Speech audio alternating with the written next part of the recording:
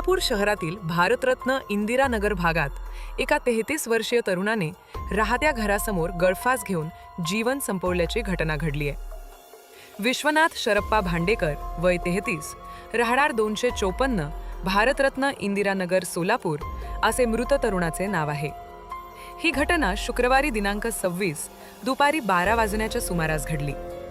विश्वनाथने अज्ञात कारणावरून आपल्या घरासमोरील लिंबाच्या झाडाला साडीच्या साह्याने गळफासला. हा प्रकार कुटुंबीय आणि परिसरातील नागरिकांच्या निदर्शनास येताच त्यांनी त्याला तातडीने खाली उतरवून उपचारासाठी सोलापूर शासकीय सिव्हिल हॉस्पिटलमध्ये दाखल केले. मात्र डॉक्टरांनी तपासणीअंती उपचारापूर्वीच त्याचा मृत्यू झाल्याचे घोषित केले.